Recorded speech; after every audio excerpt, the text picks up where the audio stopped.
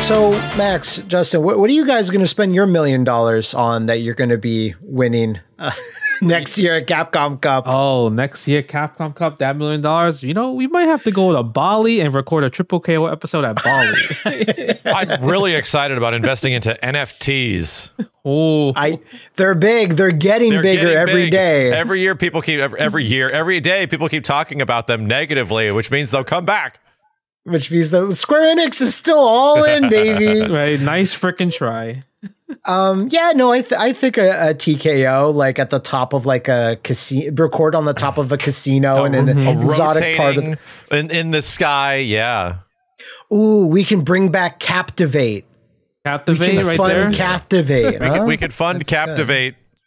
Sorta like one small part of it. One day of it. One day of it. You can even do Devo and have like the craziest prize pools for like Dino Rex if you want to. Thank you. That's what we're gonna do. Well, that's what I'm gonna do with my $1 million. I don't know how we're gonna separate $1 million or why we all have it, but if I was to win Street Fighter 6, which I won't, yeah, I would fund Devo because I'm very pissed about the Evo game selections this year. Again, so many snubs. It's sad. So many snubs.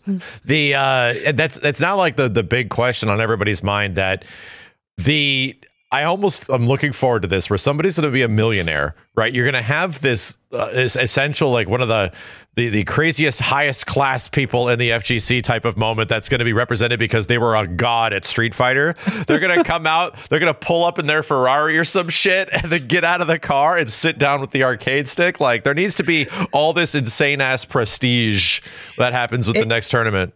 It needs to be millionaire fighting. Exactly. Millionaire fighting. 2023.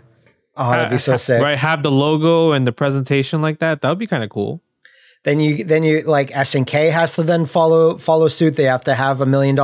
They have guys dressed up as Rugal. They have pet panthers next to them. It writes itself. Like even Mortal Kombat has like a millionaire. Like you have a guy dressed as Johnny Cage or whatever. Yeah. There's a rich character, I think, in every franchise, right? Yeah. I think there is. Ken is the richest, I think, in Street Fighter. Ken and Karen. I mean, you have the whole Mishima industry. So. That's true. Yeah, true. They have the goddamn Zaibatsu, and where the hell did Bison get all the money to afford those dickhead robot soldiers and shit? So there's definitely enough to go around. Nah, he's paying with Bison bucks. You know, it's eventually that currency will be legit. His venture capital was a promise of investment in the future. Please sacrifice your life. Who's rich in DBZ? That's in the game. Oh, Bulma. Oh, Vegeta, I guess. I guess Vegeta because he's married to Bulma, right? Yeah. Because Goku's poor. I don't know. Goku lives in a farm, so that's true. So yeah. Matthew, Justin. Yes.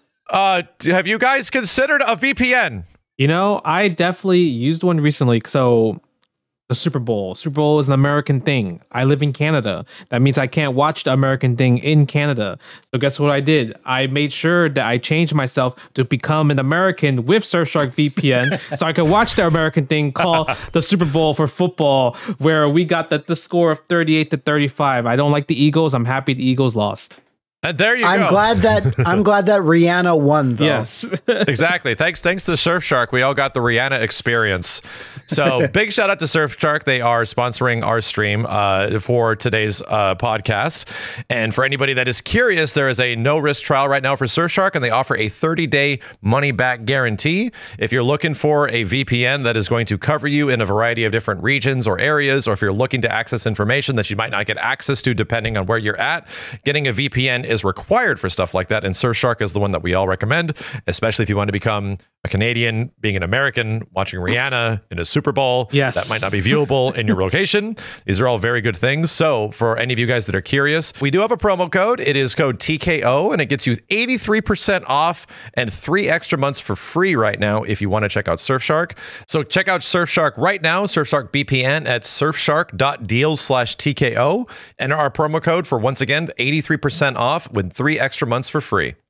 there's so much that went down. Justin made a little mini list, and he's talking about fighting games where I'm like, which ones do you even mean? There's some indie ones. Yeah. So what's going on this week? It's been like a lot of little mini announcements, right? Yeah. So before Capcom Cup, there was actually it's a Japan Arcade Expo where like all the arcade, it's like meant for arcade owners to like test out like the new type of games, like dancing games, rhythm games, even sports games. And they had a Hungry Hippo game there, but Really? Obviously we want to talk about fighting games. And one thing they showcased there was Street Fighter 6 Type Arcade, which seems to be running on PS4 hardware. Right, this is potentially a PS4 version. We were talking about it like on a couple podcasts ago, but it's like an incentive from Capcom.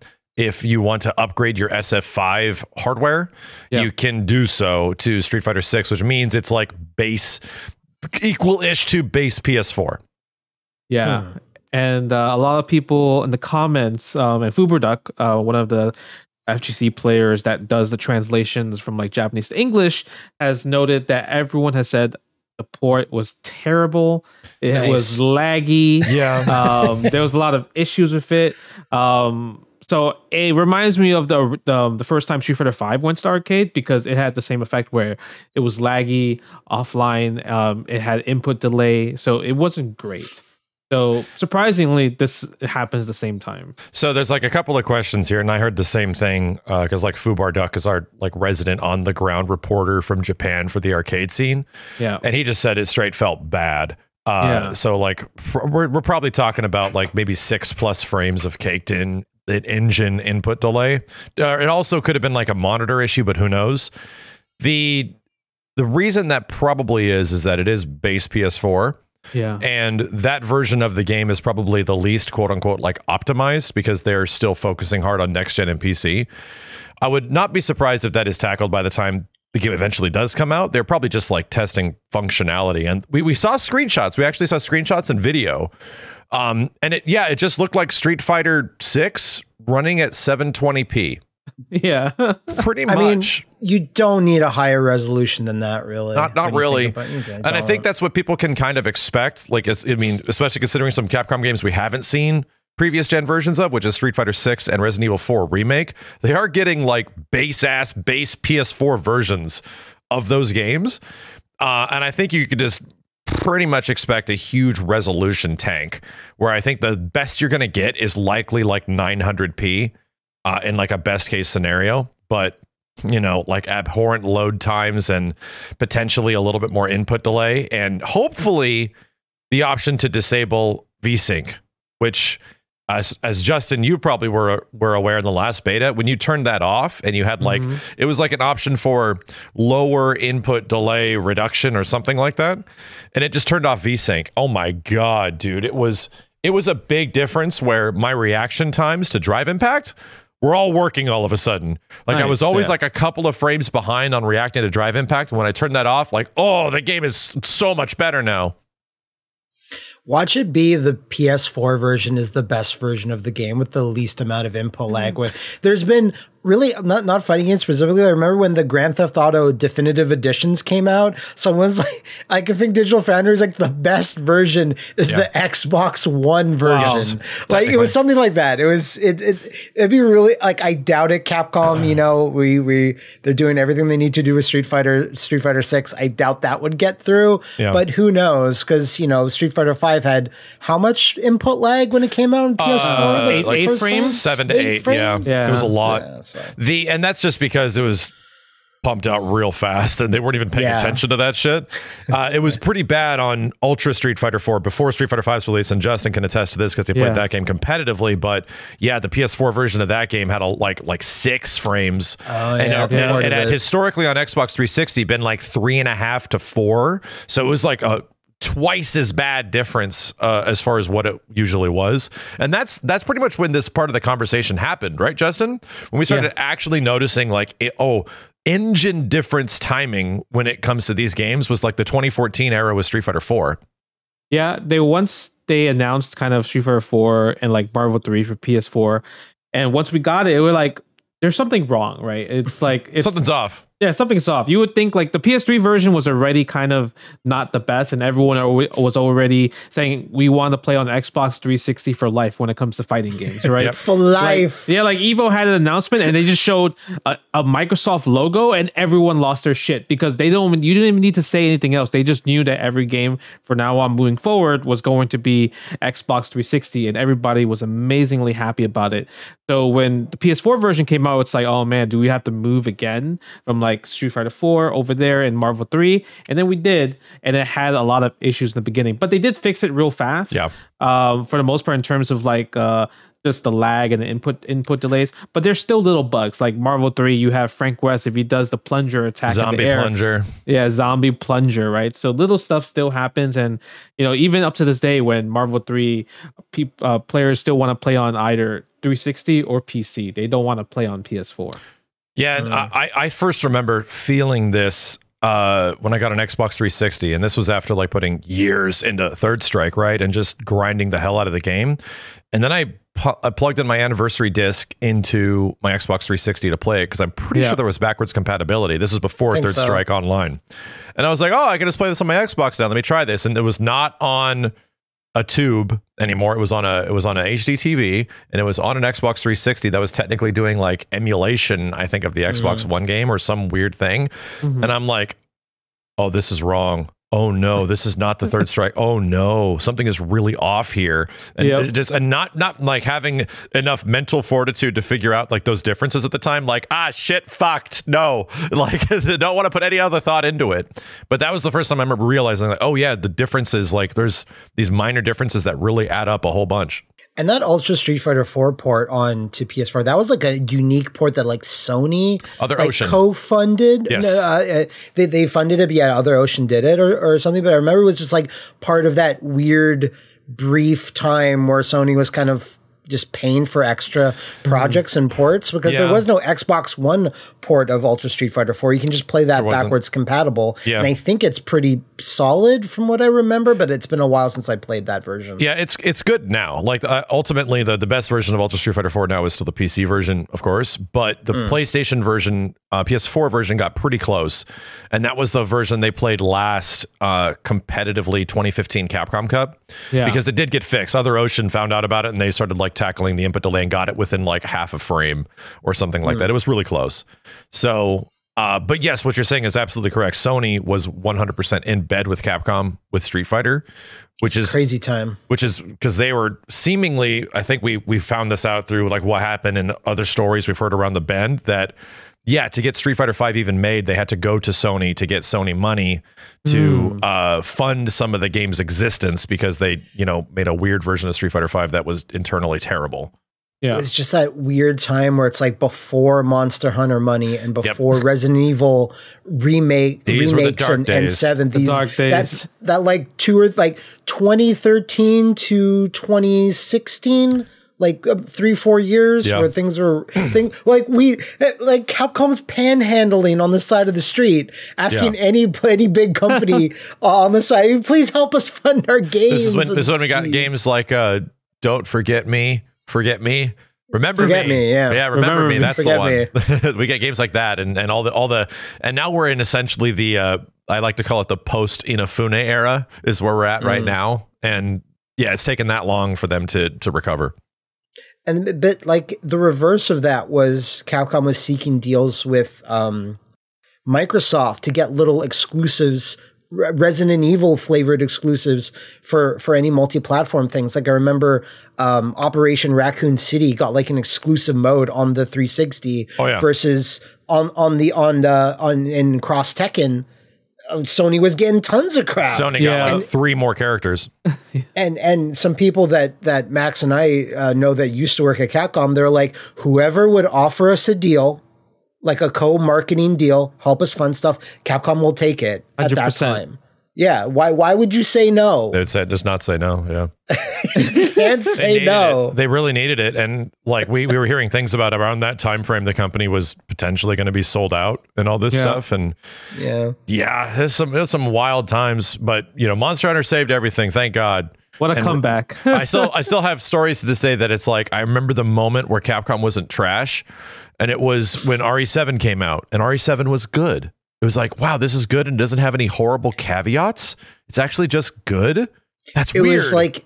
It was like even before the game actually came out, just the demos. I was like, oh, like this marketing is so smart. The way they're doing this is so smart. And I was like, I wonder if this will, like, you know, people make fun of it, and, you know, some people hate it, some people like it, but like RE6 did sell really well. It's just critical reception was lower, and Capcom were like, we have to do something different or whatever, but all that stuff. And now Capcom is like, hey, here's $1 million.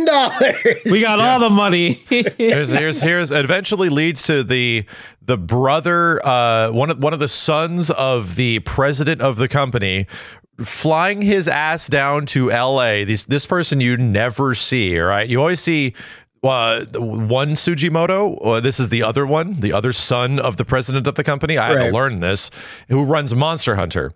Yeah. And he's the guy that's like largely responsible for, like, you know, there's a big part of his responsibility that Capcom's in the state that it's in right now. And there's his brother, which is the guy we're seeing, another business guy that's a higher up, literally showing up at Capcom Cup and being like, hi, why am I here? Like, I'm like, you never seen me before. You never seen me before. Exactly. I'm a secret character. Why is this dude here? Wait, what? Like, what is about to happen? And yeah, like a direct announcement that they're literally funneling in our big boy money, like $2 million. And that's, I don't think there could have been a bigger announcement for the future of Street Fighter 6, because at least to me, like, I'd like to ask you guys what it means to you as far as this seeing that much money behind a fighting game, because that's unheard of, never happened before. To me, it shows absolute confidence that whatever they're doing with Street Fighter 6, they're aware that they've solved a lot of the issues that 5 had, either gameplay wise or content wise or whatever, and they know their game's going to be a fucking banger. So they're like, oh yeah, we can put this much money into it. Yeah, this will kind of act like marketing, which is what it did. Yeah. Like, they're definitely going all in, right? Because one, obviously we have the crazy announcement of like $2 million in prizes just for the competitive scene of Street Fighter 6. But just the amount of advertisements that they have done before Capcom Cup, like the fact that Street Fighter 6 was in the Royal Rumble, right? Like, you could pre-order now on Royal Rumble, right? They had a skit with Saturday Night Live as well too. That's just like, you're already pouring out so much money. It's just so much confidence that you're like, your game, you know, you're hoping and you're thinking that the game is going to sell so well, the biggest that has probably ever sold when it comes to a fighting game. I think it's going to happen. I don't know if it's going to be for like, I don't know if it'll hit the same levels of NRS games, but I think it's going to be the biggest of a Capcom fighting game since like Street Fighter 2. I think it's going to be bigger than Street Fighter 4. Yeah, I think that's fair. Yeah, it will be 100%, because you have all these other people that play competitive in like Guilty Gear or Tekken, Mortal Kombat. They're probably going to transfer over to play Street Fighter 6. Yeah, everyone's going to be a Street Fighter player, like everybody. And that the last time, when's the last time that happened? That was Street Fighter 4. Street Fighter 4, yep. Everybody played Street Fighter 4. It didn't even matter if you were a Tekken player or whatnot. You at least knew how to play the game a little bit. Yeah. I think even if Street Fighter 6 was looking a little bit more wobbly, or some, you know, people are a bit more divided on it, just the fact that it's available on what we're talking about on Xbox platforms, when you're saying that they're back in the day, they're showing the Microsoft logo and everyone's freaking out, that sort of fan base that, you know, remembers that, or versus casual people that just own Xboxes only. Yeah. And the fact that it got taken away for 7 years, just an entire sector of the video game, like, you know, marketplace just being placed on that. Like, I would like to imagine that would shore up numbers even more.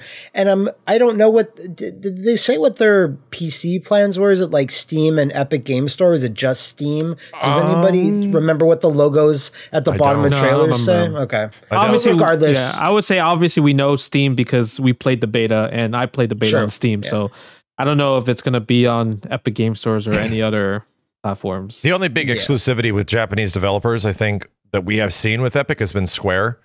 And yeah, a lot of like Square Enix games that come to PC now are like on Epic first and foremost before they show up on Steam for like a while. Okay. I don't know if Capcom's done that yet. I'm trying to remember with like RE8. I don't think so. I don't think so.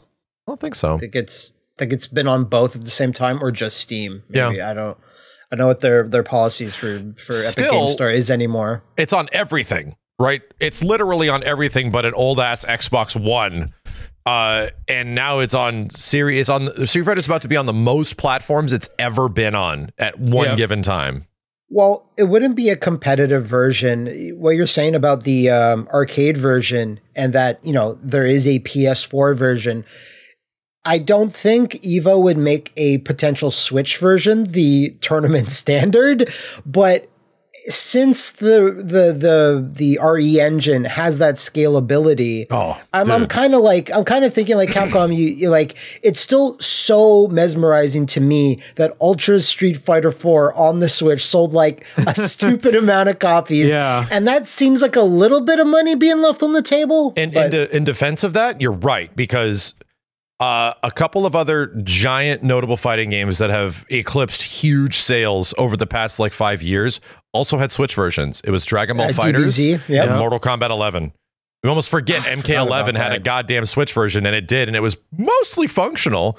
So it looks terrible, but it runs at 60. It gets the job done. But that was one of the things that 100% allowed MK11 and Dragon Ball Fighters to eclipse the absolute astronomical sales that each one of those games had, was the fact that there was a working Switch version. So I'd like to think that hopefully, we did Monster Hunter Rise on Switch, and that was on RE Engine. It'd be nice if that showed up eventually. Well too. Maximilian, don't you hate it when you're playing arcade games and your beard gets just tangled up in the controller? I hate it. It's like you're trying to do a combo. You're trying your best to do that grind, and you're just like, it's in the stick. It's in everything. Don't you wish there was a better way? Yes. Thankfully, this episode of TKO is also being sponsored by Manscaped and their new Beard Hedger Pro Kit launch. This is the brand new, Justin is not talking because we're not talking about balls today. He looks angry. He looks angry. I got hairy balls. Come on, man. Jeez. But today it's all about the beard and the new Manscaped Beard Hedger. I've used it myself as well. Usually the arcade stick sort of situation is not happening to me, but the last beard trimming I gave worked really, really well with the adjustable lengths. I'm so sick of all the little plastic sliders you have to put on my old trimmers. Literally threw them out once I got using this. I did need to finagle the 1.5 inches, and I was like, no, it needs to be a bit longer than that. And thankfully, I was able to get it down pat this time around.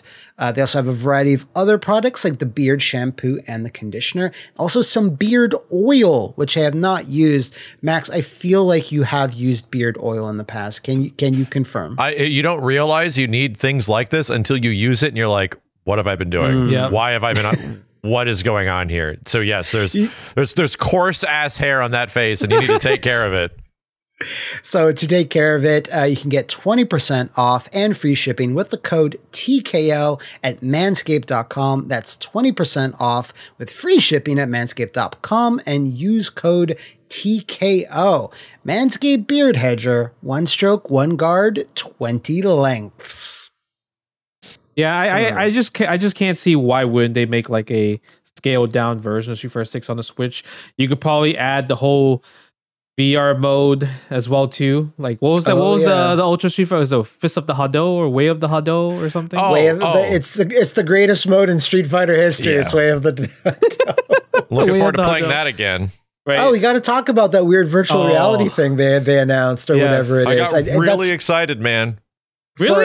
For 1 minute, I got really excited, and then I pulled up the tweet, and then I read the tweet, and it's like an arcade ride game at one place in Japan. Oh, it's not like I thought it was official for everybody. No. It's like a pop-up experience at an arcade in Japan, and they're testing it there. Whenever Max sees a hype announcement, he goes, is this some shirt or some shit or some pop-up cafe? Yes. And that's what this turned out to exactly be. Because what it guess ended up what? being. I thought it was too. Because the PSVR has just released by the time you watch this guy's Yup. video. I saw it and I was like, oh shit. Like, that still won't make me buy a PSVR 2, but that's cool. Okay. And then I look at it and I'm like, oh no, only 50 people ever will play this in Japan, Yeah. you know? It's So at the like re- some high class, like big arcade experience in Japan. So the reason Wait, why I thought it was like going to be for everybody was because I don't know if I saw this player. His name is Stupendous. He plays Balrog and Zangief. He played Street Fighter 5 on I think on his PSVR, and he recorded himself, and it kind of looks similar to Street Fighter 5 VR. That's why I thought it was like going to be something for home. It is Street Fighter 5's like graphics. Yeah. Like it's not Street Fighter 6. So that's what made even more sense to me. I'm like, oh, that's definitely a thing for a PSVR because it's simpler or whatever. But I'd like to think hopefully it does eventually make it to PSVR 2. That'd be really cool. It would be pretty cool. I mean, yeah, make it. It's the same thing as we've talked about in the past. Like, if you have like an in-person arcade experience, I understand wanting that to be exclusive to that physical location or that sort of venue, but if you want more people to play it after a certain amount of time, that's why I was like campaigning for Cruisin' Blast to get released for the home. Cause I'm like, it's also pandemic times. No one can do this. And when they actually announced, I was like, oh shit, good on you, Raw Thrills. This is the and same. I'd like to think It's the same thing that I'm excited about. Like, bring the House of the Dead arcade game to PlayStation VR or something, please, dear God. Yeah. Like I've been looking into emulating that, but it's too complicated. I did. You're like, You did, right? It's true. not that bad, but it runs amazing. It runs just like the arcade version. It's ridiculous. oh, that's cool. Yeah. If you get a gun, it's primo experience. And Scarlet Dawn's not new anymore. That's like from 2019. I think it was late 2018. 2019? 2018? Yeah, I remember I went to Like- it was a Halloween in 2018 it came out. It's just like, oh, we don't have a controller though. We don't have a controller that's compatible for it. Well, you released a House of the Dead remake that doesn't have a compatible gun controller or whatever, or not an official one. I don't know. But yeah, the VR thing it did make me think of Way of the Hado mode. Yeah. Yeah. It'd be cool if they did patch this somehow into Street Fighter 6. You know what I mean? Like So, put that as an extra mode or something. Interestingly, they are doing recently announced that Resident Evil 4 Remake is getting an add-on VR thing of some kind. We don't know if it's a full campaign or what, but it's going to be like an additional DLC for PSVR 2. Yeah. I would like to think that relationship is probably going to extend to Street Fighter 6 and whatever the heck this thing is working on, where eventually it's just going to be a DLC for Street Fighter 6 or maybe even 5 or just an add-on, whatever, $15, $20 thing. And then you think about the money matches that could happen with the VR version. Oh, I will pay a finals like ticket to go see that in person. A money match version. Funny enough. Yeah, Justin, you should do this. You should do a Kumite. Hold a Kumite for this. I don't know. Based on what they showed, I think it's only single player shit. I don't think there's any verses at all. It's not online? Yeah. I don't think there will be any of that stuff in there, man. I think it'll be likely like just a non-multiplayer sort of experience. Probably. Go through arcade mode and, beat Bison. It'll be like a very tailored, like, Zangief is doing his spinning thingamajig. Do this. And then you have to like sweep in real life or some shit. Yeah, no, that's exactly what Way of the Dome mode is, where it's like when the Bison troopers are doing this, do that. Like Bison's moveset is dictated by Ryu's moveset. Like Bison can't do anything that Ryu doesn't have an answer for. So yeah, that's the only way of fight. Well, I mean, there's the really silly fighting games in VR, like Gorn is one. There's lots of others where it's just like they allow you to do anything, like pick up all this shit and manipulate it. I'd love for Ryu to pick up like guns and just start shooting. But I mean, you could play Fortnite for that. That's true. I want, just make it a 1-to-1. You're in the first person perspective, so you just see Ryu's dumbass hands, right? And your stupid ass feet. And you just see yourself like doing shit like real life. And I want there to be a replay I want you to be like Zangief, then he got Ryu. I was replay of just you trying to do a dragon punch, but it won't come out. He's just failing. content land. Trying to do Tatsu, and then you get your like wires mixed up together. It's like a drunken simulator, or like I played one called like Drunken Bar Fights. That game's or something. amazing. Yes, that's That game's right. actually So, amazing. so you just or you get Street Fighter license and you just put a DLC pack of like Street Fighter characters fighting in the streets, and it's all silly like that. Like, hey, Mega Man X is back, kids, in Minecraft form. Minecraft, so let's go. What and Street Fighter is in Fortnite, so why not have a drunken Street Fighter VR game? Makes total sense. Drunken bar fighter. You know, And yeah. I mean, Jamie. the winner gets $1 million. I mean, put it in Street Fighter 6 because Jamie's already drinking. You know, he's getting tipsy. That's Jimmy's true, already that's true. drinking. He's already dropping giant sandwiches on the floor. Was there anything else that happened at the what was it, the Japan Expo? Yeah, Japan Expo. They announced Arcana Heart Sky Stars XL. I don't know if that's a new game or if that's like a kind of like a Mortal Kombat XL type of thing, where they just added like probably more characters, but that's coming out for Japanese arcades. 2 indie games got greenlit for Japanese arcades. Dynamite Bomb. Great name. Yep, and Axel City 2. You seen clips? You ever seen an anime game where there's like a giant buff king? Do you remember seeing something like that? Like King from Tekken? Yeah, but it's not Yeah. King, but it's like a King clone. But he's like okay. super buff. So I've seen him. Yeah, so he's in, I believe, in Dynamite Bomb. So he's one of the characters that people were like, oh my god, this game looks so cool. So those 2 games are coming out for Japanese arcades. So it seems like Japan arcades are still accepting fighting games based off of this expo. And I think the biggest news when it comes to the arcade expo, besides Street Fighter 6, was their Sanwa, which everyone uses if they're a joystick player or use a joystick in their life. They're bringing out a new type of joystick for the JLF. So that I think that's moving forward. That's going to be the next joystick that I guess like maybe Kamba and other joystick companies will be using. Interesting. Did they say anything different about it? It's like it's not Octogate, is it? I didn't read too much about that. I just know that was kind of what they're showing off, and the first time you can buy it is Evo Japan. So people will be able to buy it next month. Their new joystick is going to be a mix box or something like that. It's going to be the non-joystick. It might as well be. The leverless controllers is super hot right now. Yeah. Axel City 2, it might as well be called Titty Fighter 2. And when I say that, I mean across every spectrum and every gender, everyone has the biggest titties. The men, the women, like everything is rippling on everybody's chest. Yeah. Damn. It's impressive. They should have called it Axel City 2 Chesticle Burster. Yeah. Chesticle Burster. You're right. Damn, I'm squinting here. Hold on a second. The image is small. There's a dude that looks like Urian. He's got huge tits. There's a chick that looks like Rio. Wow. Yeah. This is intense. It's very There's intense. a lot going on in this image. It's a very Japanese kind of style, right? What does it have? 90 characters? It has a lot. It has a lot. When I went to Japan in January last month, I actually was able to meet with this arcade company called XSA, and they let me play Dynamite Bomb and Axel City 2. How are they? So Dynamite Bomb was really cool. I love the characters. Column system worked really well.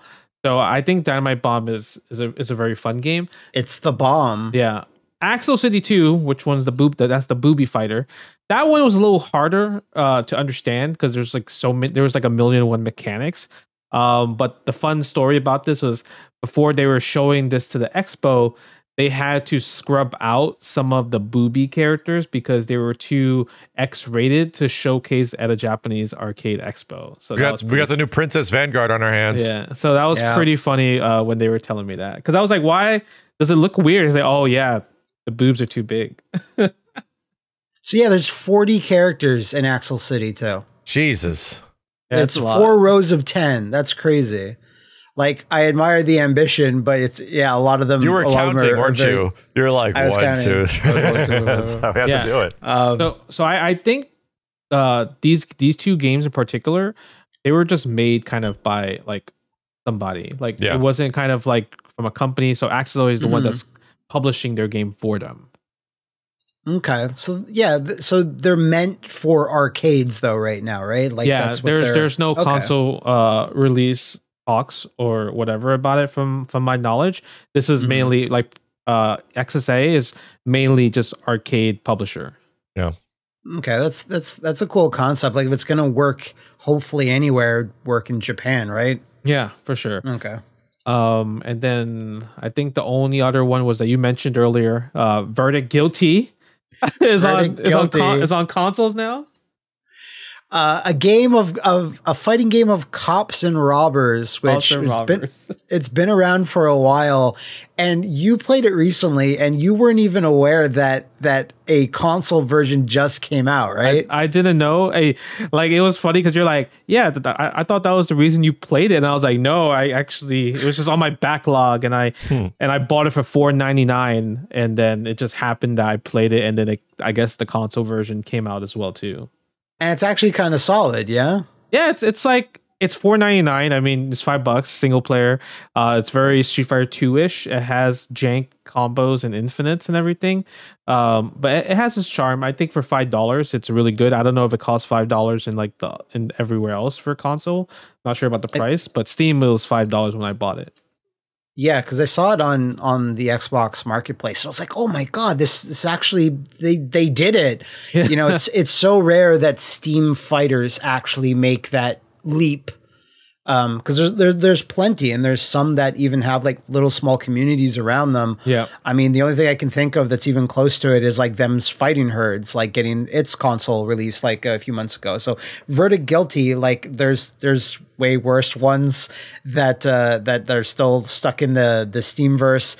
But big ups to them for actually getting out on console. Because from what I remember of it, yeah, I thought it was pretty solid as well. Like it definitely has like an old school feel. It's like an old school feel, but it was made like in the last couple of years, right? So it's got that unique flavor to it. It's like the meeting of like newer design sensibilities, but also like an old school sort of look to it. And it's just Cops and Robbers is kind of a neat idea too for a fighting game. Yeah, Oh, neat. that's that one. Okay, I was like, as soon as you said Cops and Robbers, I'm like, oh, I've seen this game. Yeah, it's this one.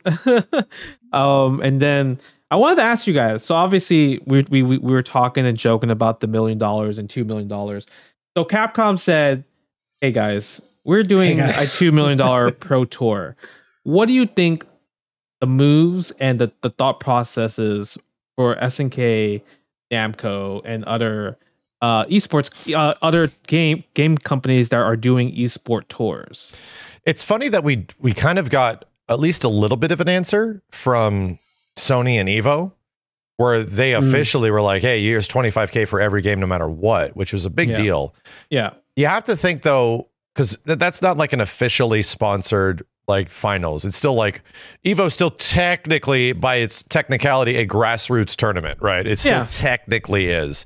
Yeah. So to have like the official world champion, world tourist, you know, Tekken finalist or Dragon Ballian, you know, something like that, you'd think that would hold like even a higher level of prestige, because it kind of does. It takes like a year, right? A whole year of competing and earning points and whatnot. I think that they're under extreme pressure. And I think the only developer that can possibly get close to matching anything close to what Capcom is doing is Bandai Namco. But funny enough, and we've heard it from even Harada, right, on the Harada's Bar backend of how like this stuff works. He's an executive, but there's still executives above him that are actually making the money for Tekken 8's, you know, wonderful success. They're the ones that are just like, he's like, yeah, this is cool that we sold a lot, but I mean, it's like, it's ultimately doesn't really hit us in that many ways. And it's true. That's kind of the way business works. They make their investment, and did it work? Did it not work? Well, it did. Then you can get future developer support, you know, if not maybe future games. So that's why we don't really see huge prize pools at like Tekken World Tour. where they're relatively bigger than most, right? I think Tekken World Tour was 80K for first place. So I think this year was 50K. 50K. Okay, might have been 80 for first and second or something like that. Yeah. But that's still really far away from what Capcom is doing. And there's been some hilarious moments where there's been like big Tekken finals, like official Tekken events, and Bum raised more money.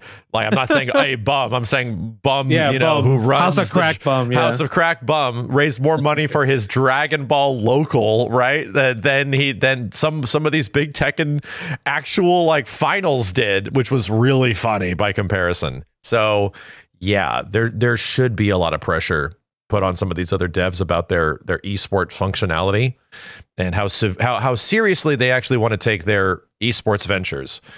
And hopefully Tekken 8, because it seems like it's getting more of a budget than even Tekken 7 did at the start. Hopefully Tekken 8 is going to be that game. I'd like to think so. Yeah. I think it really did take someone to finally throw down the gauntlet and say, okay, it's been how many years since like esports has been talked about, like, in the realm of the FGC as well, like 10 years now, I'd say. And the fighting games have to catch up to every other esport that does offer like really, really high pots and stuff. So if anyone was going to kind of do it, I'm glad it's Capcom, because they see, like we've talked about, how much goodwill Street Fighter 6 has. Why not do this, especially on our own like event on Capcom Cup? Like, it's essentially a win-win. All it's doing is advertising our brand, advertising our franchises versus Evo. Yeah. Which is, the celebration of everything and lots of other games. So I'd really, really like to think that, that Namco makes the most sense to say, well, yeah, if we want people to play our game, like, you offer this, maybe not $1 million, a bit higher. Yeah. Because it's a good way to get those numbers when Evo comes around, or your event comes around. You see how many participants are signing up for that game. It's always kind of a little mini competition. Which game is the most popular that year? And I think the game with like the highest prize pool, or a Capcom Cup, it's like 80,000 people are participating in Street Fighter 6 this year. That's a lot. I had an early prediction that I think Justin will maybe remember the actual number. The last biggest entrance I remember for an Evo was Street Fighter 5 in 2016, and it had like 5,000 people or something. Yeah, 5,000 people. That was for a game that was largely pissing off a very huge portion of its purchasing audience, right? People were not happy with that game, and still the FGC as a whole, like 5,000 people showed up for Street Fighter 5 in its first big competitive Evo. Imagine a game where like everyone's super thrilled with this shit, and it's super like happy. Everyone's insanely happy about it, and it's a great game, and everyone's having fun, and the betas went good, and the online's good, and all. Like, there's going to be like 10,000 motherfuckers. 100%. It's 10,000. It's going to be the biggest fighting game tournament with the most entrants of anything ever seen. And I'm going to call it right now. I think that's what Evo this year is going to be like. There's going to be an absolute exorbitant amount of people. It's going to cause problems, like, type of thing. Too many people have signed up for Street Fighter 6. Yeah. Well, do you think that's the reason why they changed top 8 to top 6? Because they're like, this is gonna be wild. Yeah, the amount of people that are going to be here. Rick actually came into my chat, and we were sort of summarizing like the thought process behind that. And the reason was that Evo last year, dude, like Dragon Ball went to like 3 in the morning or some shit. Right. Yeah. And Guilty Gear went really late as well. It was like past midnight, past 1. So yeah, he directly said, the only reason we're doing this is because we need to keep the show in structure with our time schedule. We have to. So that was a problem last year. I think they got hit with a whole bunch of fees because they went over on some nights. It was, I think, because Valle came in, he said every top 8 usually it's going to be 3 to 3.5 hours.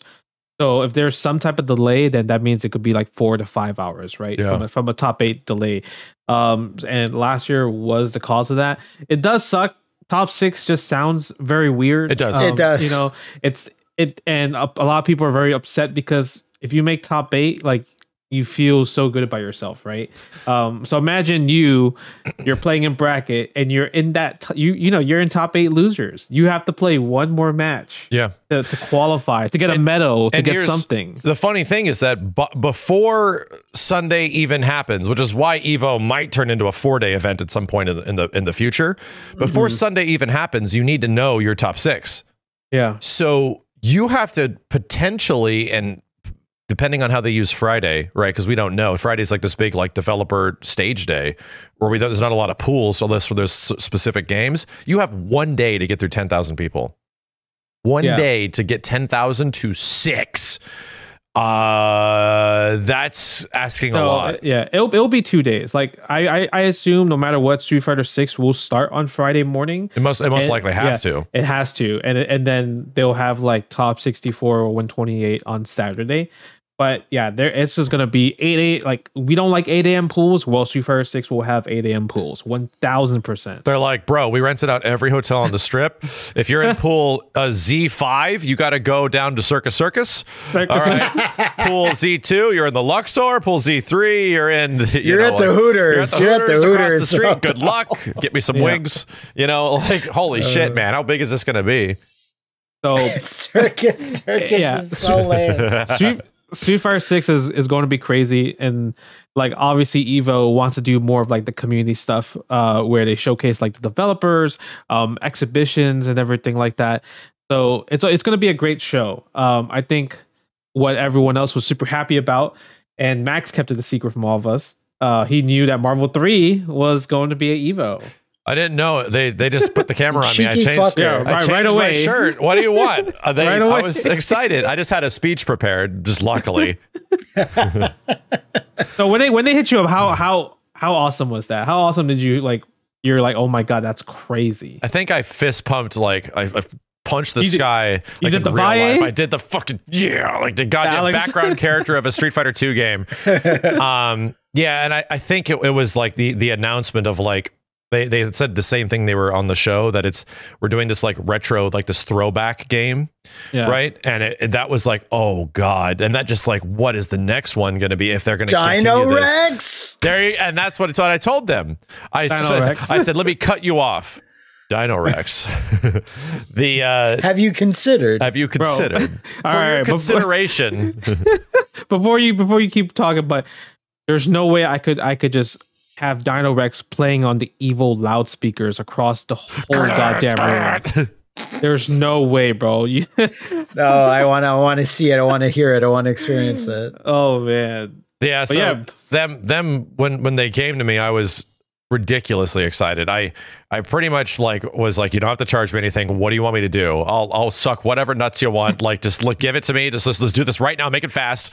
And yeah, they were just like, we just want to have you be a part of the announcement and stuff like that.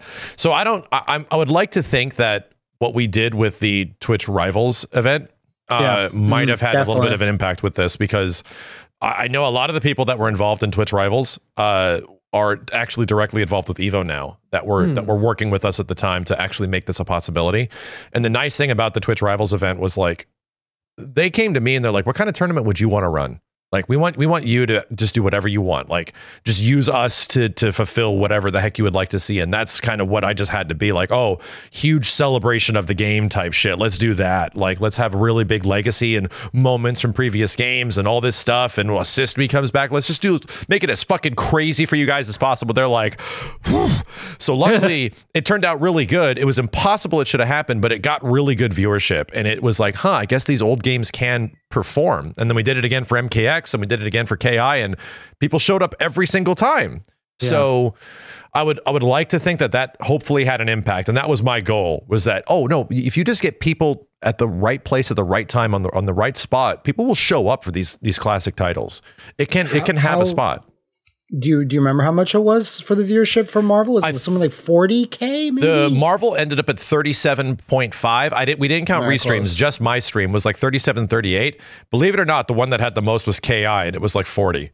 That's crazy. And then MK was right below that at like 30 to 35. Mortal Kombat X, Mortal Kombat X specifically. So that I would like to think that hopefully that did something for it, and just being a part of it in some small way. And they were like, what do you think about this? And I'm like, oh my God, people are going to lose their fucking minds. Like, this is going to be yes, like whatever you need from me. Yes, let's do it.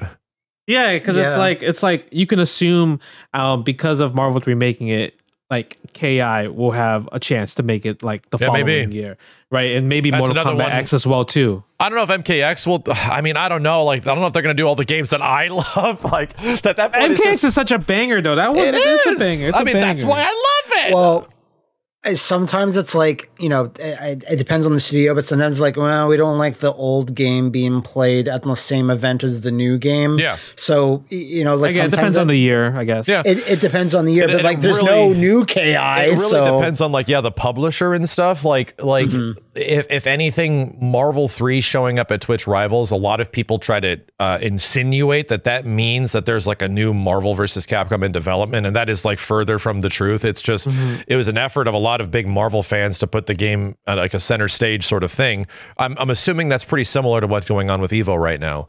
So I really don't think that like tournament ongoings are a thing that can directly be representative of like, oh, that means there's new games in development. Usually I can tell you historically, like the last thing from the truth is what that means. Usually like, oh, how a game is doing well in tournament is the last thing that is actually an influence on like them putting millions and millions and millions and millions and tens of millions of dollars into development of a game for like 4 years. It does not have an impact on that. If it did, then like MVCI would have turned out a lot different, but they had their own complete different agenda. They had their own thing that they were doing.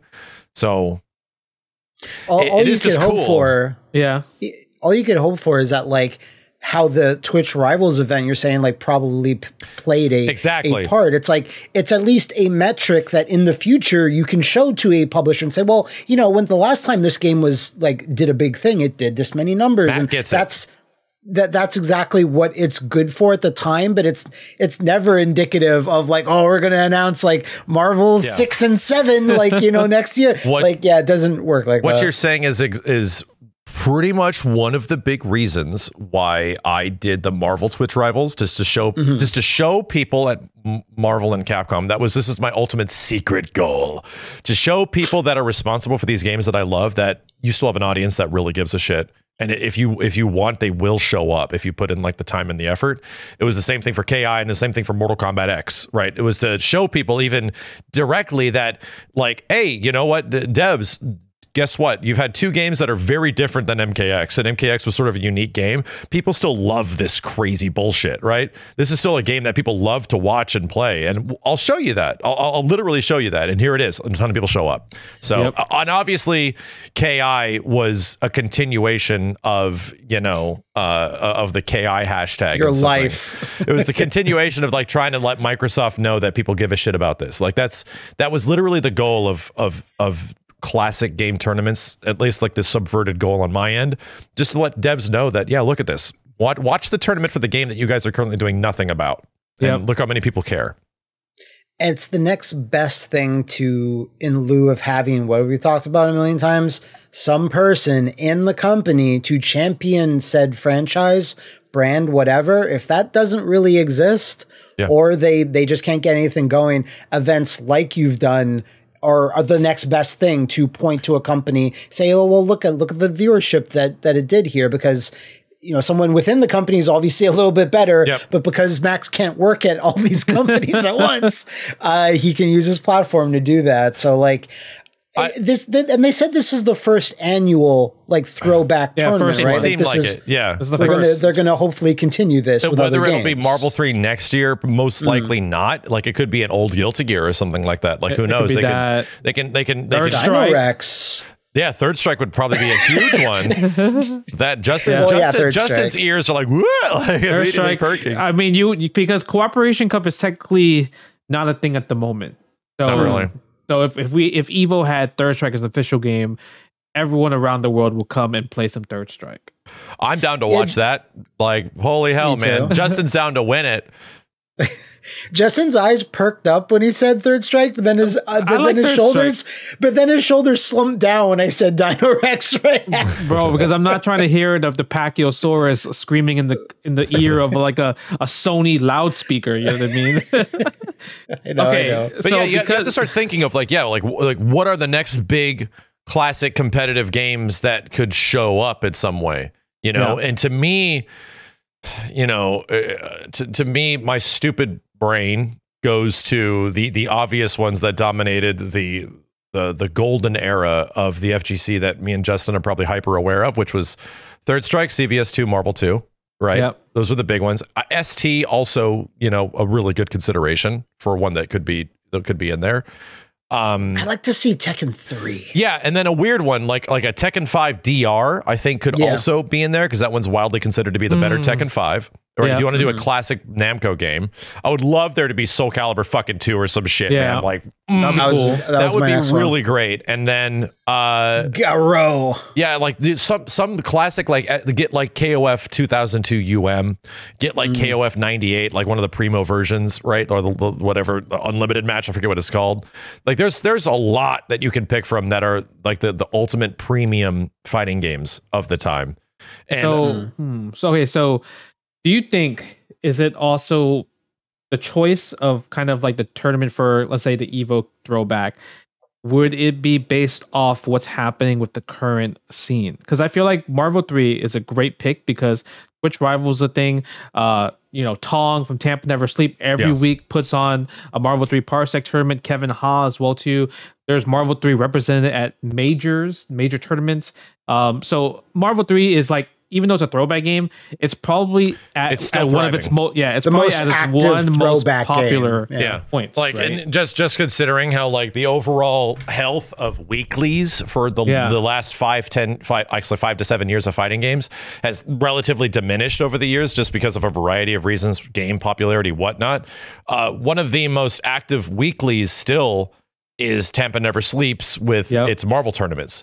So they'll still get like active, like 700 to 1,000 people watching, you know, a top 8 of their tournament. And that's a substantial number compared to even any of the other weeklies that still go on to this day. Yep. I would like to think, yes, like as you're explaining, the folks at Evo that are running Evo now are insanely ingrained with what goes on competitively in the fighting game community. And whether or not Twitch Rivals with Marvel 3 was an impact on that, or whether or not being actively aware of the ridiculous amount of fan support that Ultimate Marvel 3 gets on one front that they definitely will never talk about. They'll never talk about mods. They'll never mention any of that shit, right? That Charlie was just added to the game or some shit. It just came out of nowhere. They'll never talk about like all the weird stuff that's happening. But like that's a factor that so many people are showing up and investing time and giving a shit and passion into this stuff. Tong and Kevin and all these dudes, right? So yeah, it's like an outlet for it. Like, hey, it was the reason why I did Twitch Rivals, because like the Parsec revolution happened during the pandemic that allowed Marvel to exist again. You know, the cloud server revolution with Parsec. And this is just like a culmination of that. This is like the biggest payout of that this has been going on for like 3-ish years now. Like actually 3 years they've been able to keep this going. And this is now their outlook for it. So what other games like have that? Like, it's hard to say. Like, it's hard to say any other fighting game that's more than 10 years old still has as much like love, care, attention, and support. To me, it's like, I think Third Strike still has a pretty great supportive element behind it between Fightcade and everything like that. Yep. Here's the challenging part though. What version of Third Strike do you use, bro?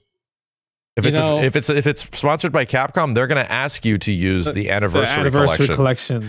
And you and Justin knows that that's not the one. That's not the one, bro. That's not the one. If there is the one we have to use that's like an official product, it's like the PS2 version, and then second best Third Strike Online edition, which a lot of players still have like issues with that version of the game, right? It's not the same as the PS2 version, even though that was the base code. So there's now challenges, right? Do you use arcade hardware? Do you use a Mister? Capcom ain't gonna be cool if you're using a fucking Mister, bro. Yeah, the Mister is nice too, though. It's nice. It is. It works. Like it's getting there, and it works really good. So this is the same problem that I was running into, right? Where I wanted to run a Third Strike tournament and I was finding out any form of emulation. How do we logistically, we wanted to put on a Marvel 2 tournament for free MVC2, but there was no way for us to do it in an official capacity. That's like, you want to run, instead of just me doing it out of my back pocket and just figuring out how to run a tournament, which I've never done before. I get people that are like professionally involved to do it, right? That have been doing this shit for years, and we get the legality of it taken care of. And MVC2 was just off the table. It's just like, how do you do it? Like, we just can't. Like, we're fucked. Like, there's no way to play it. If they chose Marvel 2, they could, because they could play the PS3 version. And the PS3 version was at EVO in 2010. Even though it's you mean like the you have problems. PS2 on PS3 version? No, for Marvel 2. The XBLA Marvel 2. Yeah. There's a huge problem with that. You can't buy it, bro. You can't buy it. You need to rely on players to bring their fucking PlayStations that have it already installed. Yep. Or like, you're gonna have to like ask, and that's like, that's immediately like, well, how many people are gonna sign up for Marvel 2? How many fucking PS3s do we need, dude? That have it pre-installed? Like, like there's already a lot of problems with that. And that was even a conversation that I had with Twitch Rivals years ago around the free Marvel 2 movement of like, why we can't do it. Because that's the best way to run it, right? That is PS3 version has the most active community. It isn't the same as the arcade or Dreamcast version. Let's be real. It's about as close as any port has gotten since the Dreamcast version. Yeah. But getting people to show up in a place where you have a game that doesn't exist to buy anymore. And you have to have them, like, for us, you had to have them stream it as well, which was another big problem. Yeah. It's a hard issue for the older games, especially anything that is before 2009. Yes. Because even if you have all the hardware and everything, people just might, they're picky. Retro players are very picky on what you play on, especially if let's say we have Third Strike. We play Third Strike on the Xbox, the online edition version, right? All the Third Strike purists would be like, no, I'm not coming. That's not the best one. Yeah, it's not arcade. That's exactly what they're going to say. And it is an arcade. And that's the thing is that this is a game, like if we're talking Third Strike, which would probably be the next biggest one we would consider next to like even Killer Instinct, which is, I think it might be KI, just because KI, I think so many issues are fixed. It's just still supported. Yeah. They're still fixing it. They're still working on it, like stuff like that, right? With Third Strike, there's the difference disparity. And that the only version any of the purists are going to care about is if you actually have a goddamn jamming cabinet, if you actually have a sit-down Astro City or something that has it in it. And what is the likelihood of that happening? Well, this isn't an invitational, bro. Like, this is an open tournament with like $25,000. How many cabs are you going to need? That's just logistically impossible, like, to accommodate that much. And then people don't play on arcade stick. People play with controllers on Third Strike. People play with hitboxes. Another problem. So one thing is that the only way for them to do that is to close down the EVO arcade section for the whole day, just to run Third Strike. Have Third Strike boards all over the place. Everywhere. It makes no sense. You put a little bit of thought into it, and then it just breaks down. It's just like, this is not legit. This is a nightmare. But they do have new tech, though. They do at tournaments like ECT, for example. They ran the tournaments in arcade cabinets, but you had a wire to connect your pad or hitbox controller. So that's pretty cool. There is things like that, but how many of those do you need? You need a lot. You need a lot. Yeah, and right, and that's where it's just like, are we going to spend all this money modifying how many arcade cabinets? Like, are we going to ask people to bring theirs? Like, all like I said, all this shit, when you eventually start to be like, okay, so how do we do this? It logistically falls apart. And it's just like, fuck, we already have like a 10,000 PS4s, dude. You just need it to run on PS4. And then what do you have? Anniversary Collection. But when we're talking Third Strike, do you think if they were to announce Throwback Tournament, EVO 2024, Third Strike, do you really think that purists will be like, no, I still refuse to play Anniversary or Third Strike Online Edition? Yes. Do you think they'll complain but still go, though? They won't go. Like, if you love they won't? They won't go, because they really won't. I'll tell you a story, right? This is old man mentality. Yeah, okay, Justin's got a story. Everyone shut up. Back in the day, in the land of SoCal, Family Fun Arcade, the land of Third Strike, Okay, Evo first announced in 2003. We're running this on console. We're not running this on arcade hardware because arcade hardware is just hard. It's hard to get, right. It's just too much. So they ran it on console. Literally 90% of everybody that played at Family Fun Arcade, which is like they're the best in the scene in America. They didn't go to Evo because it's not arcade hardware. Yep. So I've heard similar stories, right? But it's 2023 now. What I'm saying is that this is the chance to get this game prominently versus 2003, where Third Strike was still kind of it's Third Strike. Some people weren't into it. Do you think that mentality is still maintained all the way for 20 years? Yeah, I think so. Because okay. All right. Not even 2023. Even at 2024 or whatever. So, even Red Bull Kumite in 2018, Red Bull had a series of besides Street Fighter 5, they ran old school tournaments. So they ran Street Fighter 4, they ran Third Strike, they ran ST. So I got third in the Third Strike tournament, but nobody from California came to that Red Bull major, which is tournament. Insane. So it was all SoCal locals. and just for perspective, Justin obviously went to FFA and stuff like that, but was largely East Coast bound and in Chinatown Fair. Yep. But yeah, I grew up in SoCal FFA Third Strike. That's where I learned how to play the game as well. And this mentality is 100% true. These are a bunch of old pissy bitches. And even at the time of some of the best players, there was, and hoping that they would show up and stuff like that, they were much older than me. I was in my early 20s, right? Or something like that. And so now they're in their fucking 50s, bro. Yeah. So, just once again, you would like to think that there's cultivating a new audience, and there's been a lot more people that have played Third Strike because of Fightcade and everything like that. But at the same time, asking all of them, even with money involved, to jump ship and play a different version of the game and play that version. The console versions of Anniversary Collection suck. This is why I had such a dastardly review of the Street Fighter 25th Anniversary Collection, which had Third Strike on it, because it was bad, man. That feels like a different game. It has so much input delay. It's insane. And that's not even considering online. And then you add even more. Yeah. I also just realized when Capcom also held official tournaments for when the Anniversary Collection came out, they did it for Alpha 3, ST, and Third Strike.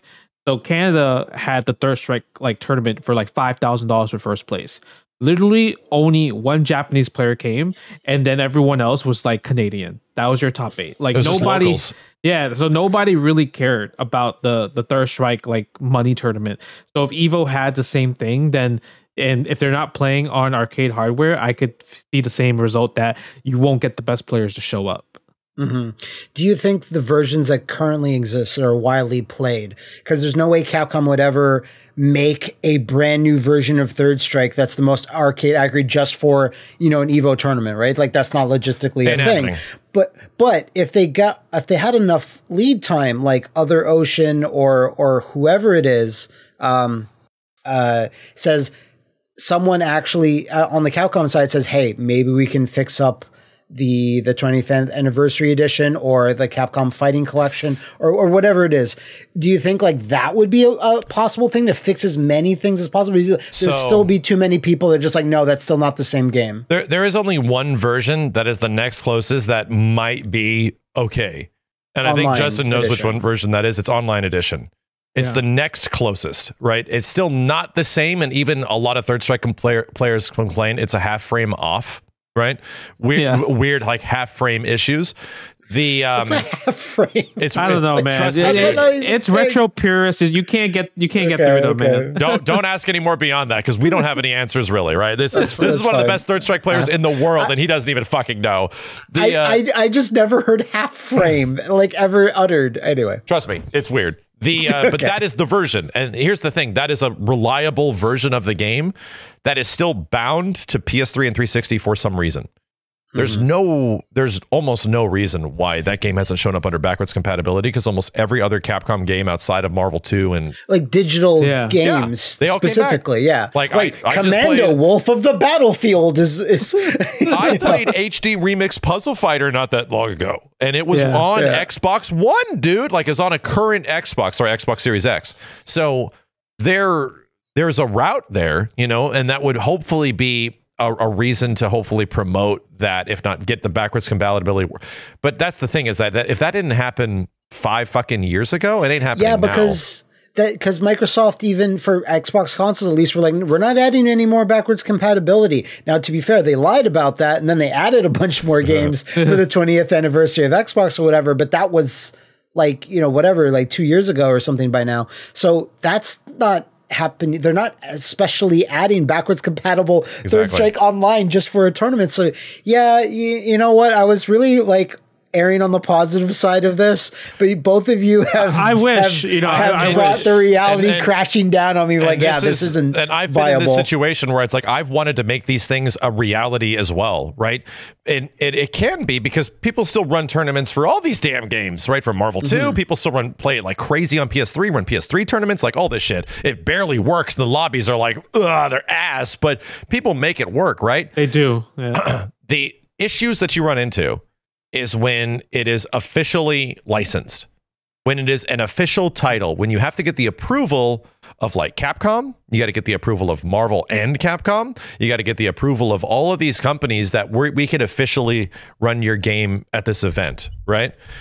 That's where you run into big problems, because you have to start taking out things like emulation. You have to start considering community perspective. Like, will they even play the anniversary version of the game? And that's where it's like, yeah, I'd like to think that Third Strike would be one of the games that they would play at EVO, but there's no convenient way to play the game that works. And that's a really big challenge. So I don't know. If they make it work, it'd be amazing. It'd be crazy to see Third Strike back on stage, because it was like usually one of the big primo sign-up games for EVO in the entirety of the 2000s, right? It was the big game. But you know what release line is like kind of a joke, but at the same time, it would actually fit this model perfectly, is the Hamster whatever arcade archives, that the games that you see, which are literally just the arcade ROMs dumped with like a front end. It's like all the SNK games, tons of random stuff, Nintendo stuff, and they just release these, and they're like, there's absolutely no frills, no extra content, no online, nothing. It's just the ROM. And if you but Third Strike doesn't have anything like that. Like many Capcom fights, because they're all bound in a collection that has stuff added and altered and online infrastructure, blah, blah, blah. So you couldn't do with those like you guys have explained, but like the arcade archives, it's like, you know, they're $2 because there's no value there because it's just a ROM, but it's available on Xbox Ones and PS4s and Switches. So it would be the only sort of thing I guess you could do cheaply. But that's not going to happen either. So I don't know, man. I would like to think Marvel 2 could be one of those games, but we'll see next year. Logistical problems, right? To me, it's like, if we're thinking of clear focus, what is the games that could show up that actually make sense, that have like official support? I think a classic KOF makes a lot of sense. That'd be really cool.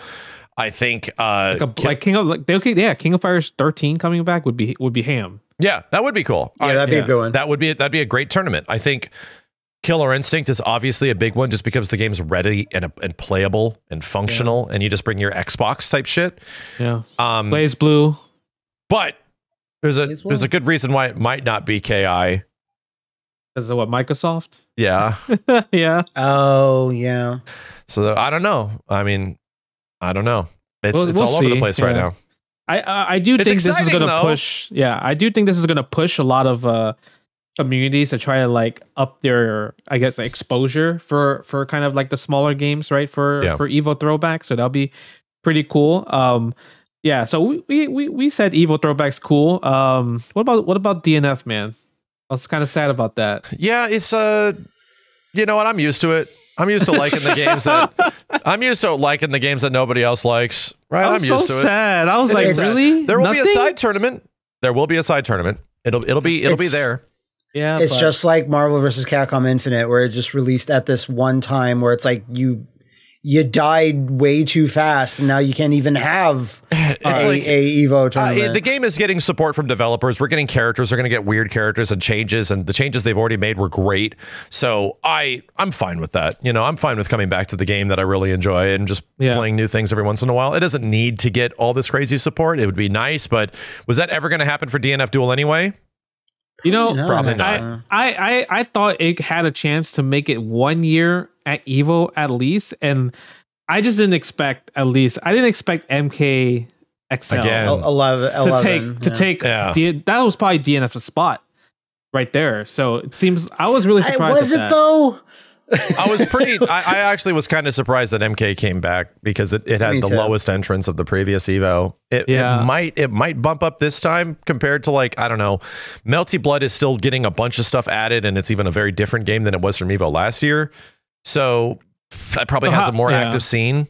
So again, 25,000 for, like, Melty. For every game, everything. Every game. Mortal Kombat as well. But how I looked at it like this was like after MK11 last year, it seemed like that was the end, because even all the players that play NRS games now, they're going back and playing MKX. You know, they're playing MKX, they're playing MK9. They're like, we don't want to play MK11 anymore. I literally just had an experience where we played MKX on stream with me, Kenny, and Steve, right? Yeah. And it got me hankering to, like, watch some MKXerin. So I just not Googled, I looked through Twitch MKX, so found the category and followed it, and just found all these people streaming it, and they're all MK11 players. And I'm like, wow. Yes. Wow. So it was just surprising that MKXL was coming back. I don't even know what XL gives you. I don't know. MK11. Like that's you it. mean? Ultimate is what you mean. Yeah, MK11 Ultimate, right? Yeah. XL is what the XL's MKX, but with all the DLC put in. Yeah. Okay. So yeah, because, like, do you think that maybe there's a possible announcement that would be there? No, right? it won't be at Evo. No. Evo is way too small of a stage for Warner Brothers to make an official new game announcement. I know what you're saying, but at the same time, I could also see them actually doing it. But I think it'll already be announced by then. Like let's say they announce it at E3 or before E3. Exactly. Yeah, and we'll get a character or something. Character at Evo, right? That type of thing. 100%. I think that's almost a guarantee to happen. Yeah. Okay.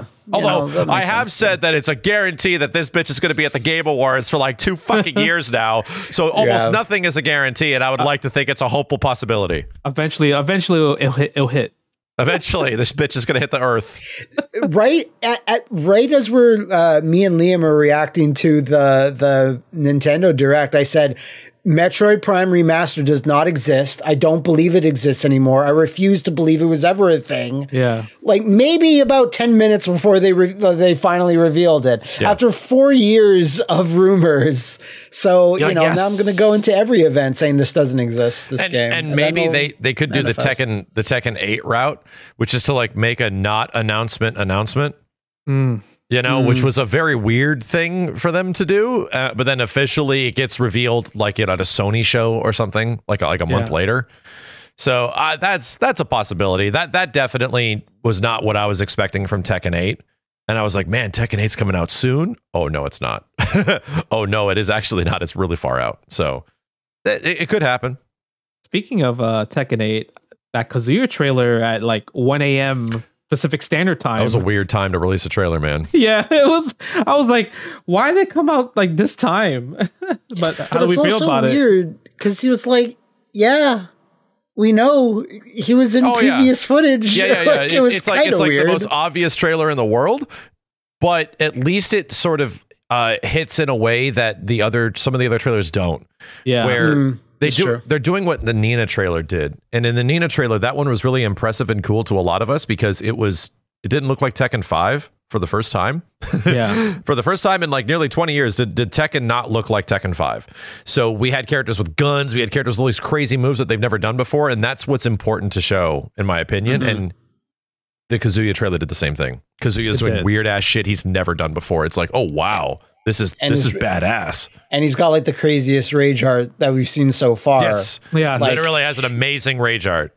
because it starts off right and you're watching, you're just like, yeah, that's a Kazuya thing, and then it keeps going, and then you're like, oh shit, it's very brutal. it's probably, yeah, it's the best one so far. Like I'm sure they'll, depending on what the cast is going to be, there might be like much crazier ones, but it was pretty impressive for him still doing a lot of Kazuya things that he's kind of done before. Seeing it all put together into this like massive, like really long super move was pretty dope. Yeah. And the fact that we'll hopefully get that for all the other characters. We'll get it for Jin, we'll get it for King, we'll get it for Law, we'll get it for Jack, we'll get it for Lars, like all the characters we've seen in trailer form, but haven't seen extended periods of their gameplay.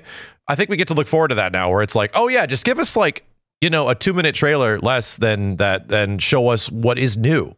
Show us like how this is different than Tekken 7, dude. Because that, in my opinion, should be a huge priority for Bandai Namco. We need to see like, Tekken's been the same goddamn thing since 2005 with Tekken 5, with minor incremental differences. The big interrupter was Tekken Tag for the most part because of wild mechanics, but these games are like rooted in a legacy that is like founded from Tekken 5. So we need to see how shit is going to change. I agree. Yeah, it's very possible that there could be kind of a big change, because like when you see Jin trailer, he kind of like does something and he gets his wings, right? Yeah. So Kazuya turns into Devil during his what do you call it? The heat activation or whatever. Yeah, heat activation, heat engager or whatever, right? He turns into Devil. So I'm assuming that he would have like kind of maybe Devil's movesets from like Tekken Tag, for example, or like Tekken 2. Yeah. So it makes me think that besides those two characters, you have Law, who kind of bust out nunchucks. Nina comes out with guns.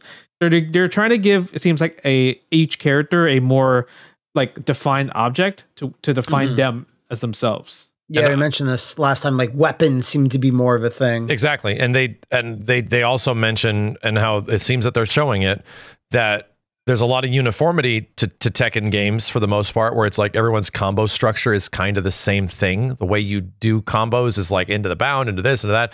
Like each character doesn't have like a super unique trait. Every character sort of has their different moves, but not really unique traits about them until you get to like the Akumas and the Geeses and like the crazy guest characters. So yes, more of that. And they said they want to do more of that, that like each character's like V-trigger that they kind of have now will have really unique things that they do compared to everybody else. That not everyone doesn't have a dash cancel type stuff. It might be different. Yeah, that's going to be interesting. And that's interesting. That's like, once again, more crazy knowledge check stuff. It seems really intimidating right now. It kind of does, but still kind of exciting that, oh, shit's going to be different.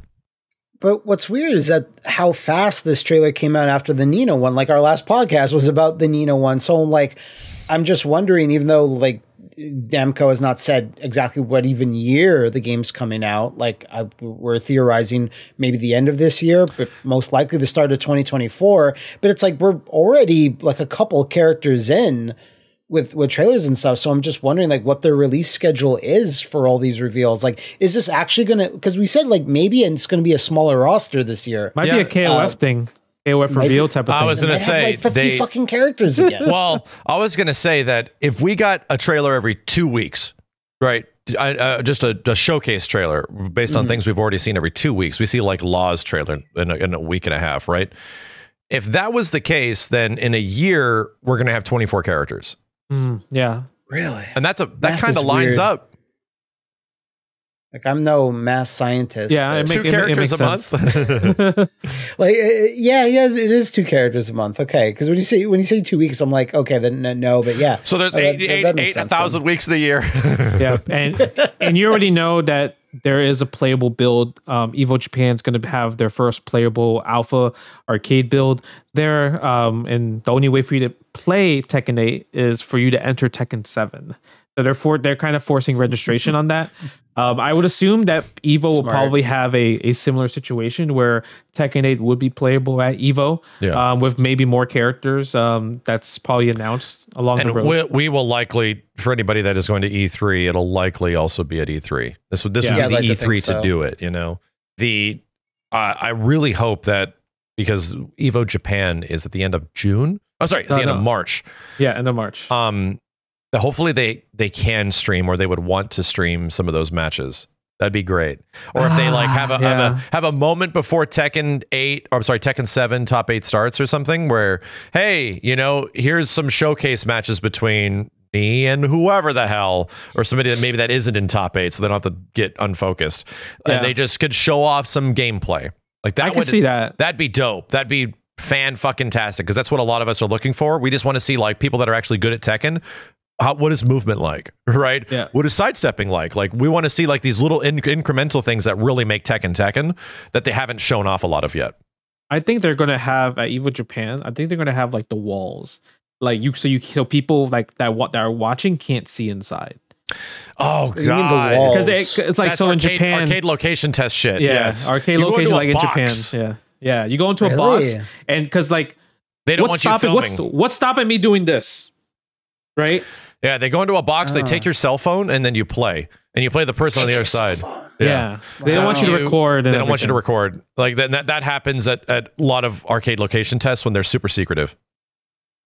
That's just such a weird thing to me nowadays.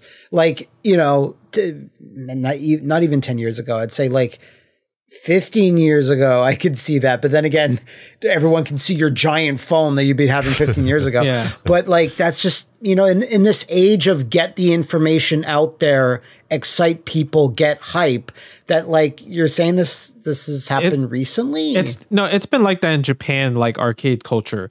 That's why I think probably why you don't see too much Street Fighter 6 location test actual footage. People don't like themselves being recorded. Yeah, right. No, So there's that too. Okay. Right? If you think about it, there's no Street Fighter 6 like footage like that as much as people played. It's just all kind of like tweets from people like, this is my experience. So I think we'll probably see something very similar with EVO Japan. You see some stuff from like Japanese streamers as well, or people that stream from Japan, how a lot of places don't like that. There's like literally no video recording allowed. Yeah. And a lot of locations, just like restaurants and malls and stuff, where they just don't let you do that. Yeah. So what you're saying is the footage of the location test of Capcom Fighting All-Stars is basically like a holy grail. Yes. Yeah. And we were lucky to get that. Bro, you had someone with a jacket like this?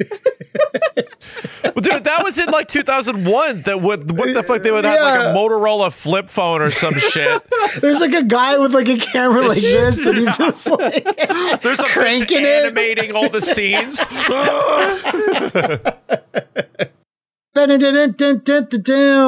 We are new challenging into with this segment because just as we finished our last podcast, a Sony State of Play that had literally nothing of interest except for Capcom stuff. Max, how many first-person games with a gun and a magical power in VR were there?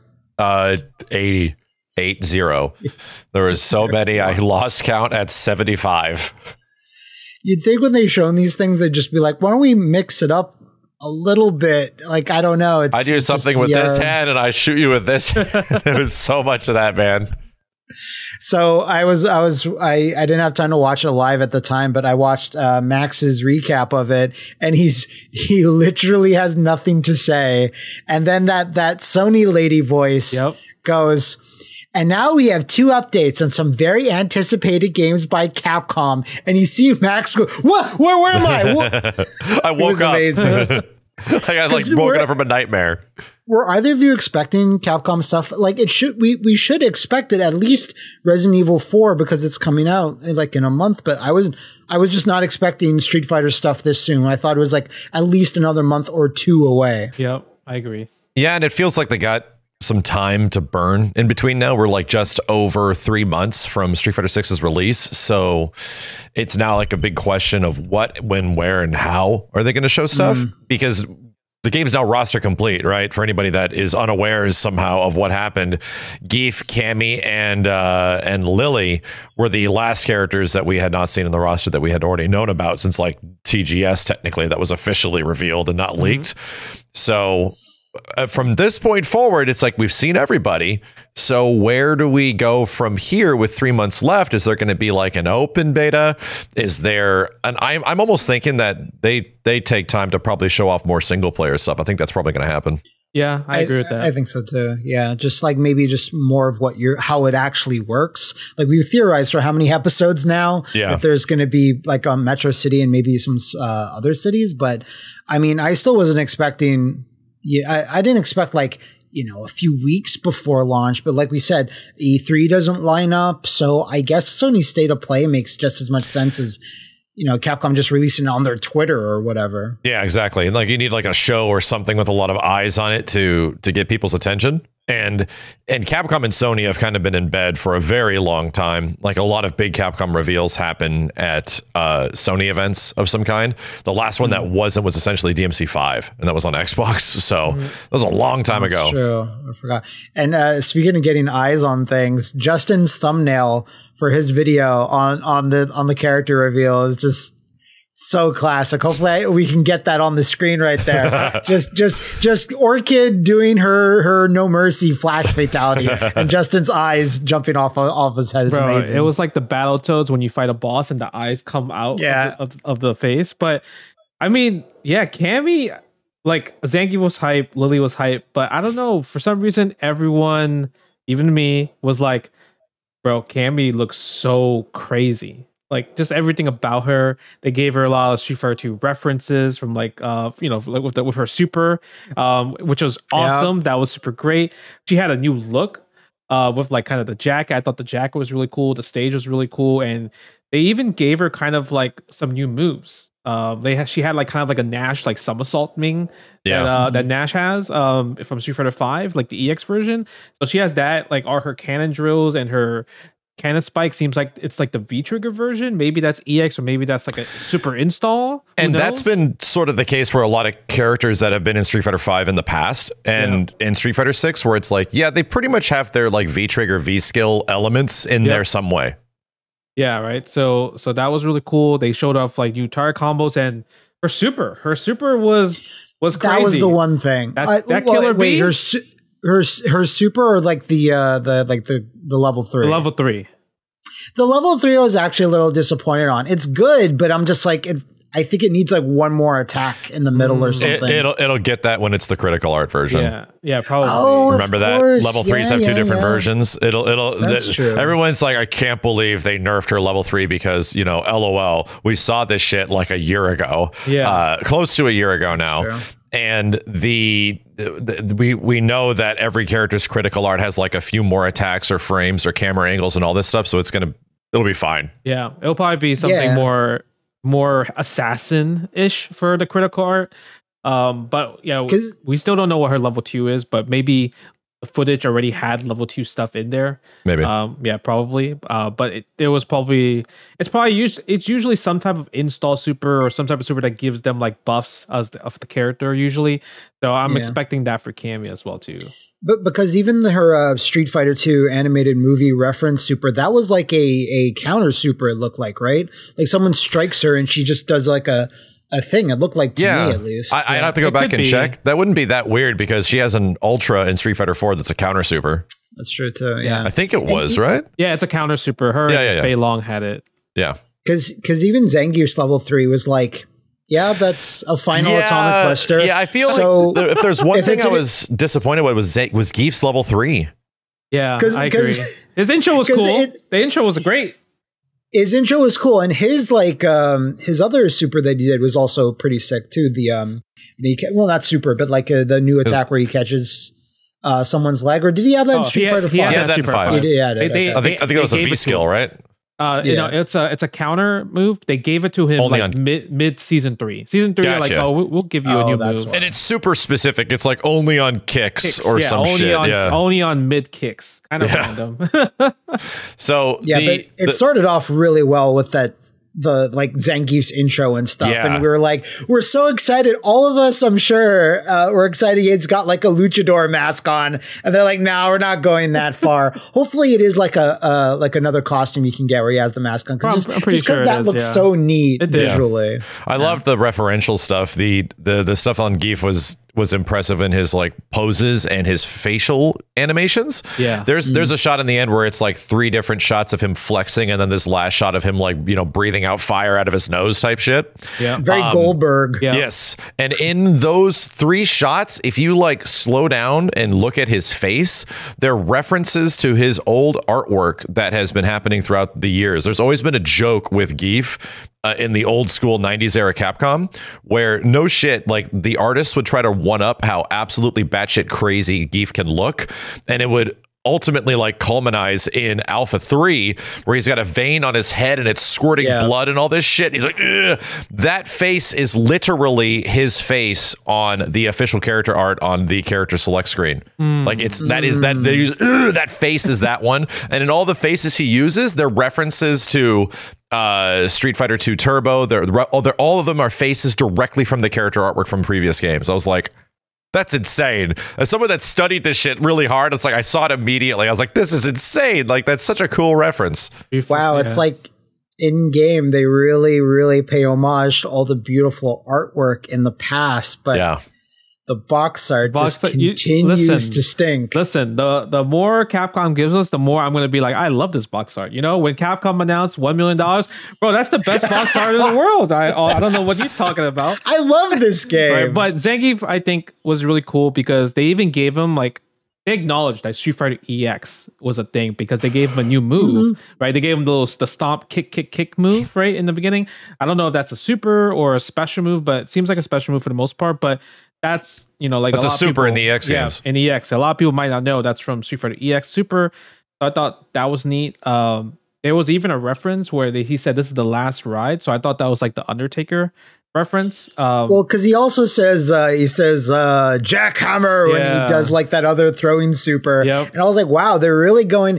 I like that a lot because it just reminds me a little bit of Armika, like going in hard on wrestling references. And Zangief was kind of like his island. He was just I'm the Red Cyclone, and that's it. The only thing I reference is Hagar, and that's it. So him actually talking a little like modern day sort of wrestling tropes, or not even modern day, but like attitude era is pretty sick. That's what I always felt, that Geef was like an obvious wrestling character. Like clearly, like this is what he's revolving around, but I can't really pinpoint what exactly type of wrestling it is between like 80s era or 90s era. It's and like late 80s. It kind of carried to this day where it's like he just was the same thing. And now it feels like they're trying to get a little bit more in tune. He does like the rock bottom to you, you know, in one of his throws and shit. And I'm like, wow, okay. So they're just hammering it home now that he's like a WWE fucking character. They took I think they took it from King, because King was like kind of the first like fighting game wrestler that was really using a lot of WWF and WWE moves. And now they're giving it to Zangief. So I think that's pretty great. Yeah, because it just gives him like more identity. Because listen, they're not doing all that stuff like they've done with the new characters like Manon or something, where they're a ballerina and they're a gymnast and then they're a supermodel. They're like, Zangief is a wrestler. He will stay a wrestler. And he also hates... Did you guys see that? Hadoukens. Yeah, he hates Hadoukens. He hates projectiles. You know, I love that. I just gotta say, rest in peace, Green Hand. That move is never coming back. It seems like. Man. If there was one thing I was definitely assuming 6 was gonna get, was gonna be a green hand, a blue hand, a red hand. It was gonna have so many different types of hands with properties. You're not gonna make your head spin. It doesn't get any rainbow. Of them. Yeah, that's crazy. I don't know. I guess Capcom really thinks it was too strong for Zangief to have. I don't know. I'm sorry for all Zangief players out there. I know you've been waiting for that move since Street Fighter 4, but yeah. Maybe Green Hand was always holding Geef back.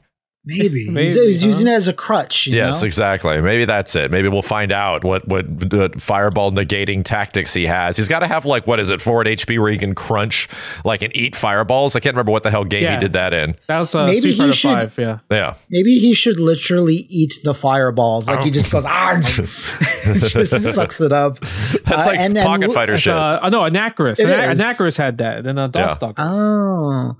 And then we have Lily, which, you know, you kind of think sometimes the new character might not shine compared to two old ones, especially when you're going up against Cammy.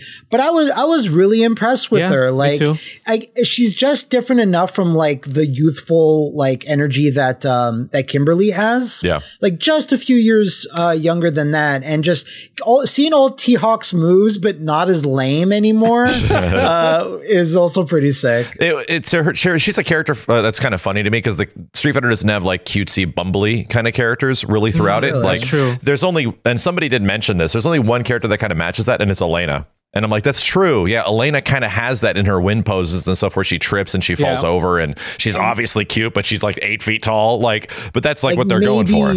Maybe Alpha Sakura a little bit. Yeah, a little bit. Yeah, but Elena is kind of that thing where they're like, I'm happy to be fighting. Yes. Where Sakura is a little bit more like, no, I want to become stronger as well. Best. Yeah. But I want to have fun. You know, I feel like Lily does look really cool, but of all the characters so far, she might be, you know, outside of Luke, who isn't technically a new character anymore, she might be the one that doesn't immediately spawn like an immediate interest like some of the other characters have thus far, you know, between Marissa and all the other characters. I feel like maybe she might not be the one that is immediately like everyone's super on board with. She's unique for sure. She's definitely unique. Yeah, I think what's cool is that like she obviously has like these kind of weapons. I forgot who said it on Twitter, like what was the actual name for the weapons, because it's like from I'm guessing it's like a real Native American like weapon that they used back in the day or something. But I thought those weapons are really cute because they reminded me of like Monster Hunter. A little bit, yeah. Right, because it has little paws and everything in there. So I thought that was like, oh, it's like the felines. That's what I feel like this is just a character that I need to see more of. You know, she has like a command grab. It's really wacky and crazy. She's pretty much like straightforward with her T-Hawkisms. Yeah. I just need to see more and hear more of her just to see if I'm on board or not. Because I usually don't like cutesy characters and stuff in fighting games. I like cool characters. Neither do I, but like there's something about her where I'm like, you know, at least there's a link to T-Hawk and it's kind of T-Hawk's moves, so I'm a bit more familiar with that versus like a brand new character with no links to any other characters. Like for me, not that I dislike them, but JP is right now that character. I'm like, I don't know, like you know, you seem cool, but like I need to see more of you because everyone else, I'm like, I don't. Again, it kind of except Luke.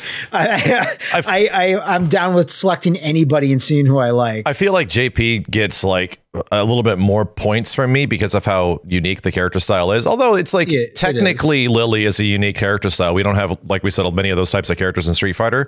But with JP, he's like an older dude, like an established gentlemanly guy. And I always love these established gentlemanly characters. You get Eagle, you get Dudley, and you get JP now, right? And you also technically get G. Slayer. You know, so the Slayer-esque, like these types of characters are always super fucking cool in Street Fighter games. So it just leaves me hope that leave room for Dudley, please. Just don't take anything from what he is. He needs his time in the sun, please. I guess the difference between the two is like I'm with Matt where I'm like, I don't really care about JP too much because I'm scared of him replacing Bison because I just love seeing Bison because he's kind of like the Bison replacement just from watching. He's the new bad guy. We know that. Yeah, right. And even the special moves, it looks like it's Bison's soul in it, kind of. Right. So yeah, people try to say that's like Bison inside there, but it's just like a weird looking demon. Yeah, it's a weird looking demon for sure. But it absolutely is insinuated in the JP reveal trailer that he's talking about, you know, psycho power. Yeah. And he's referencing like, you know, Bison's legacy with it. Yeah. I do hope that if there's not a specific boss character that we haven't seen, that they're just not showing, but I doubt that. I do hope at the end of the day, there is a boss JP that you can only fight and not select, like more violent JP or, you know, Shin JP or something, because when you have a boss that's playable, like, you know, corrupted Shinnok in MKX, like I want that type of situation. You need to one up it. Yeah. Yeah, just a little bit. It doesn't have to go like that hard, like corrupted Shinnok, but something like, and maybe not even Alpha 3 Bison. Maybe tune that down just a tiny bit. They could also go the Street Fighter 4 route, where in the arcade version, where you fight Seth, but Seth is not playable in the arcade. He was never playable in the arcade until console release. So Yeah. it could also be a brand new character at the end of like story mode or world tour mode. I think that'll 100% happen. Where it'll be Bosh. a different sort of fight, like, be like than the Fang's normal version, student or where the normal whatever. version No, is like tier not 1. Fang. No, because there's like that. People are saying, "Oh, Fang's disciples in it." Maybe it could be her. Stop. Who knows? I don't know. Poison No, hands. no. Take the poison. More of that. Because every so often, like there'll be a comment on our old videos. Someone's like, "I like Fang," and I'm like, I guess you guys exist. I guess you do. That's crazy to me. Oh, I mean, when he says, "How about a double dose of poison?" I mean, you can't go wrong with that. Yeah, you can sometimes actually.